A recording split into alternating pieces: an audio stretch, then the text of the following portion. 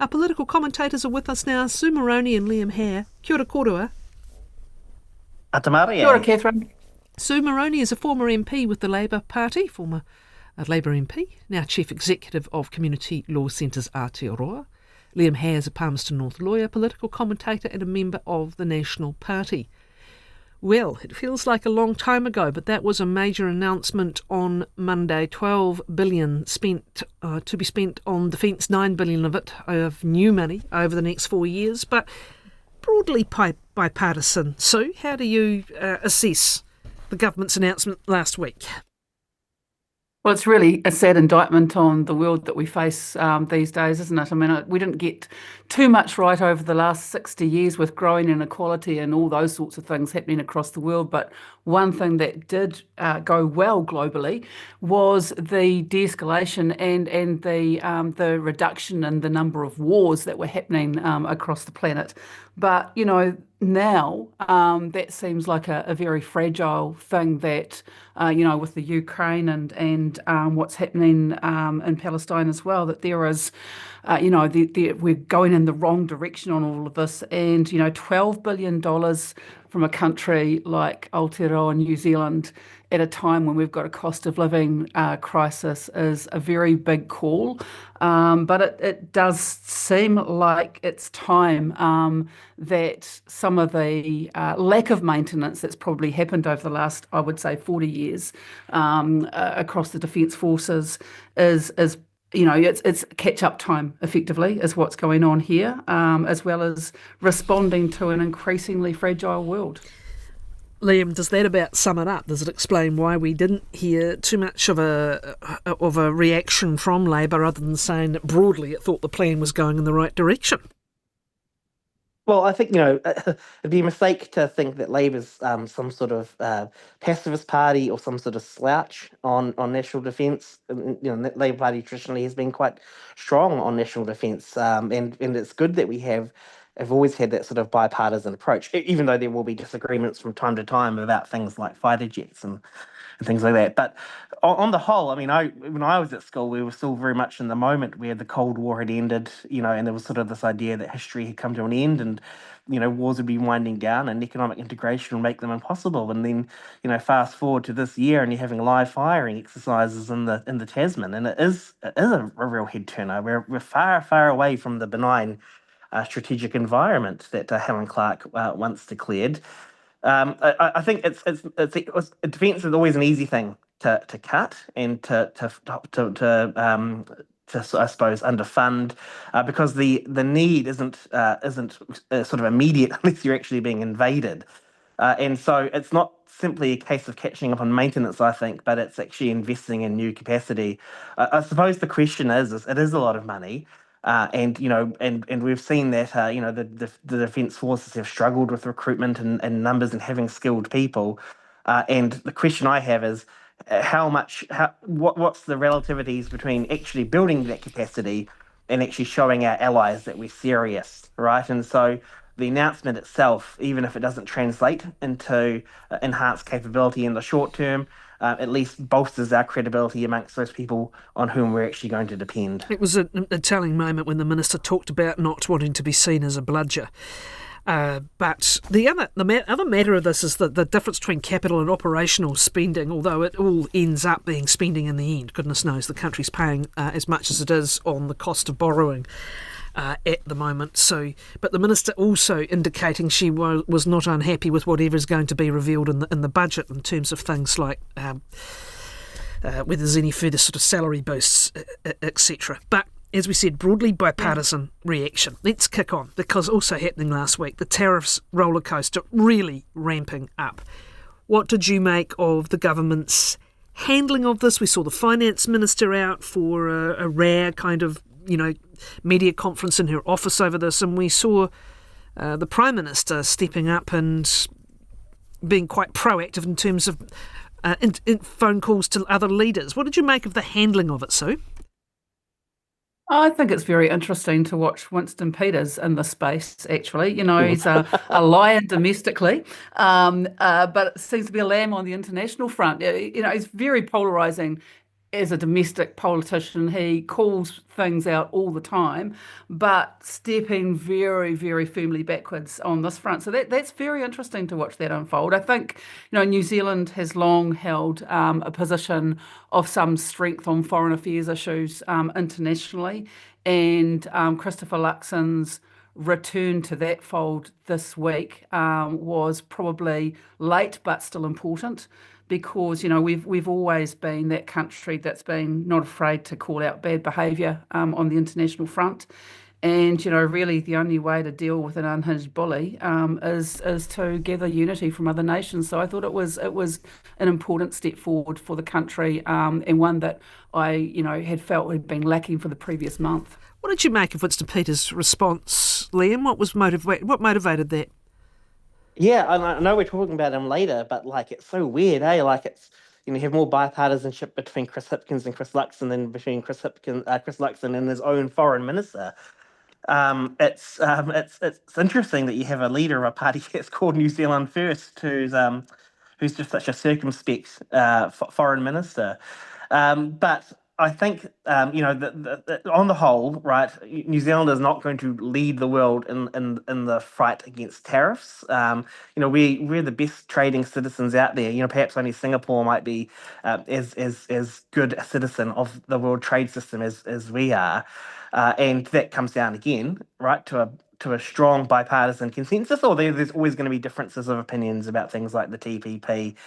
It's more reassuring for me that that the Labour Party is, basically, again, seeming to be quite responsible in its response. I mean, I think that there was a bit of an overreaction from Labour at first, and I think they acknowledged that eventually things calmed down a bit. It's still a long way to go. But like defence, this is an area where the main parties in New Zealand need to be on the same page, and for the most part, they are. An interesting take on that, though, is we had Bill Ranch on the program last week, who's a very experienced trade expert. He had 20 years on Capitol Hill, working on both sides of the aisle, and has also been very involved with key business groups, China, US business group, and other big industry groups. And his prediction was that they will find a way to save face and not have anyone make the same phone call, but a level of negotiation will get on and happen. And that seemed to be echoed by Mr. Peters' messaging as well. Is this also him wanting to demonstrate, his connections with various foreign affairs leaders and, counterparts, including in the US administration? Was he also trying to placate some of those contacts, do we think, Sue? Well, perhaps, but this is the guy who, if you think back to the wine box inquiry, back to those days, he used to be the guy who used to take on and call out big and powerful interests, now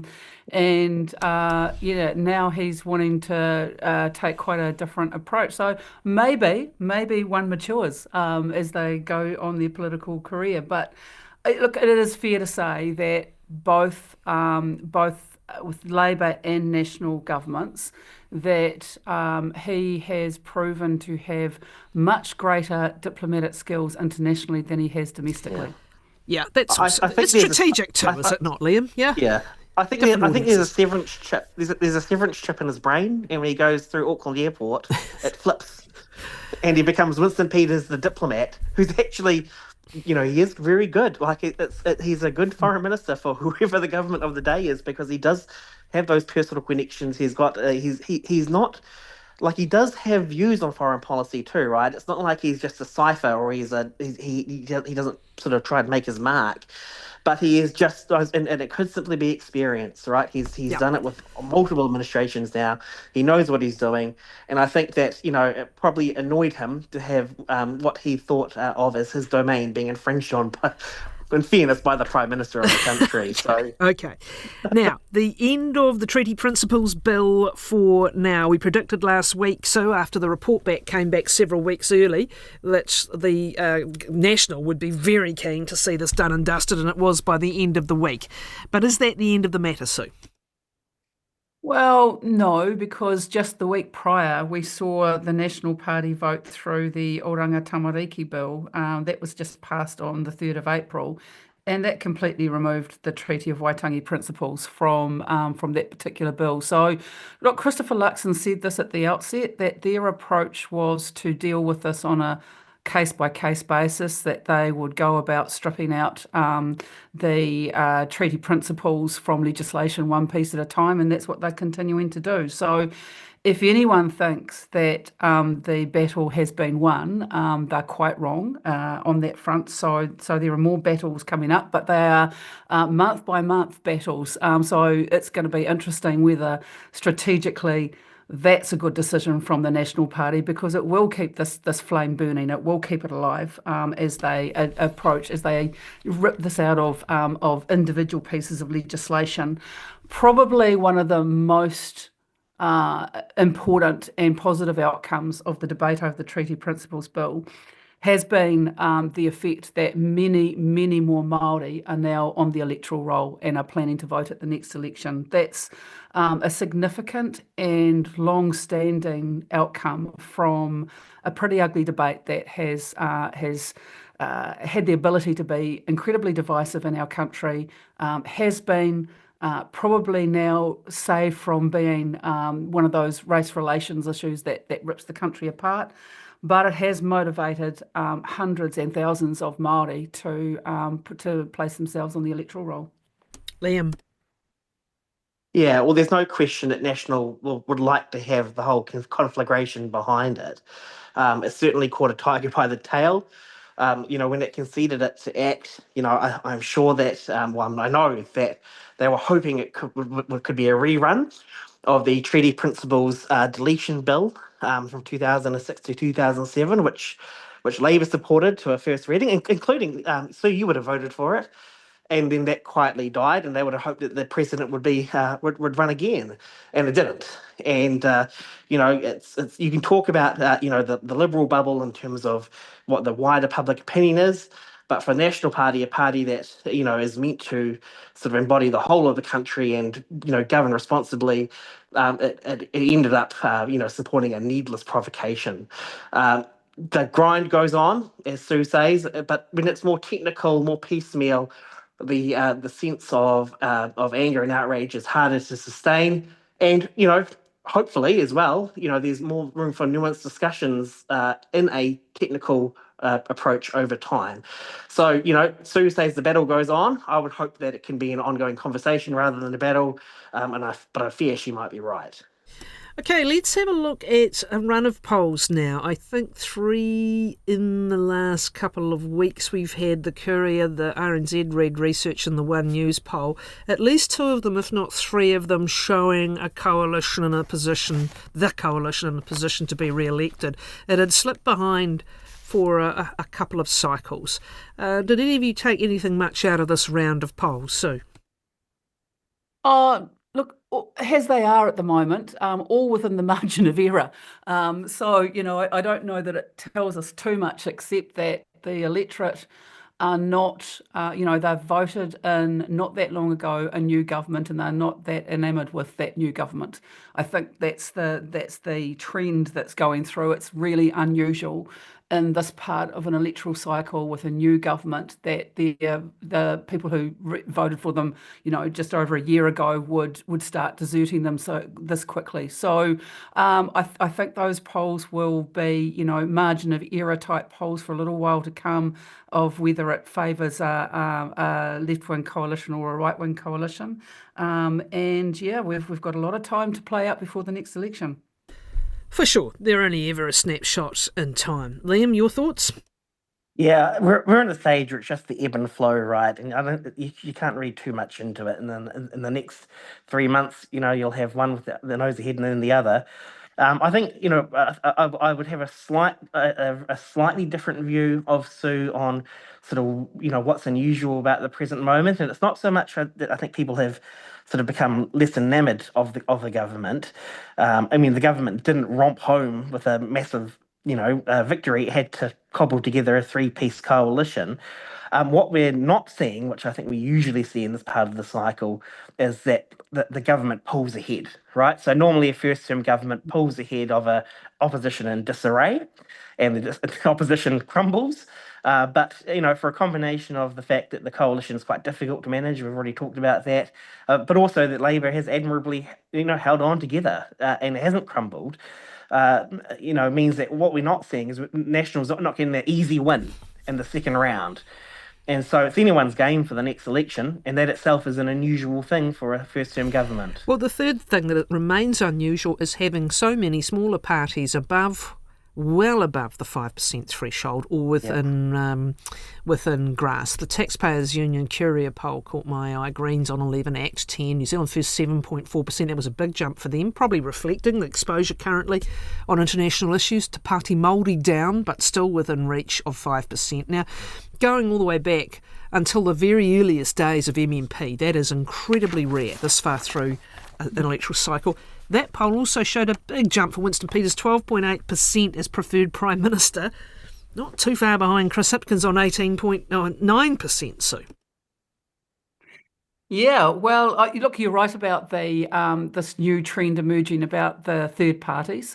That is not normally a feature of this time of the electoral cycle. People tend to revert to the two main parties for a period after a change of government, certainly in polling terms, if not in voting terms. And it's often not until the campaign proper that the minor parties get to come into view again at all. So that is a very interesting development, and one that I think many people who voted for MMP actually wanted to see and have been disappointed about in recent electoral cycles. So, it is going to be a very, very interesting time in the world of politics, which globally has become much less predictable than it's ever been. Okay, let's keep talking for a moment about Winston Peters, because it is a remarkable achievement. We've, marked the length of his party, started a third party that is still able to be competitive and still is in fact in Parliament after this many years on. His 80th birthday, a couple of days ago I think it was, but 2 or 3 days ago, but entering it is his 6th decade in politics. If you count, from the 70s, when he first became an MP, no matter how you look at it, Liam, it is an extraordinary milestone. Oh, yeah, I mean, in fairness, if he was a US senator, he'd be a spring chicken. But for our local context, yeah, he's an amazing endurance as a politician in New Zealand. And in fact, when you talk to people and you point out he's just turned 80, they kind of think, well, is that all? In fact, it kind of seems young because he's such a fixture that people actually must assume that he must be almost 90 or 100. He's so ancient, and that's because he entered politics young and he's never been out. And I think what it reflects is, whatever you might say about Winston Peters, and I've said lots, is that he is like Jacinda Ardern and like John Key. He is one of those rare talents, and he has a rare level of charisma, which he can turn on, and he can build a following around. And unlike those, he's never got sick of it. So John Key and Jacinda Ardern, right? At some point they had their fill, and Winston has an insatiable appetite, and that's the difference. And in some ways, someone like that, you think, well, he's done very well to lead a small party, so well. But imagine if he was a leader of a big party. It's frightening to think about. He is one out of the box, and he's a irreplaceable feature of New Zealand politics. So. Well, look, love him or hate him, and he is a very polarising character. He's probably had the most influence of any politician domestically in the course of my lifetime, in my view. If you think about the way that he has had coalitions with both major parties and managed to temper their agendas and programs on both instances, and whether people feel happy about that or not, it's just a fact. And so he's had huge impact domestically. And Liam's right. Having a politician who's starting to rise as in the Prime Minister stakes at the age of 80, that's new ground for Aotearoa New Zealand. We don't normally have politicians in at that age. So it is quite a testament. But I hope that we don't end up like the States, as Liam referred to, where he's quite right. This is not unusual if you're in the States. I hope we don't head down that path. Well, there's no sign really when you look at the age and stage of others. It's possibly also a reflection of world events at the moment that it's his time, particularly in that role, to make the most of his experience in projecting that experience. Now, there's another veteran politician, not quite in that league, moving on. But speaking of influence, and particularly influence within a party, David Parker is a particularly interesting case in point, Sue. He's held various ministerial positions. He has pushed forward quite far-reaching legislation, including RMA reforms, water reforms, these kinds of things. But the big one, I suppose, that's still on our minds is a quite radical, in inverted, small r, radical in inverted commas, tax proposal that got kiboshed before the last election. And what are your thoughts about David Parker, who will be leaving Parliament later next month?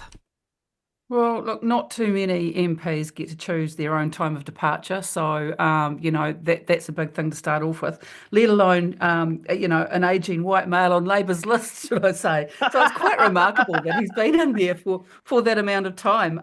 Quite an achievement. He is going to be replaced by Venushi Walters, who brings real talent into that caucus as well, and is very, very good on policy issues and the politics of those issues as well.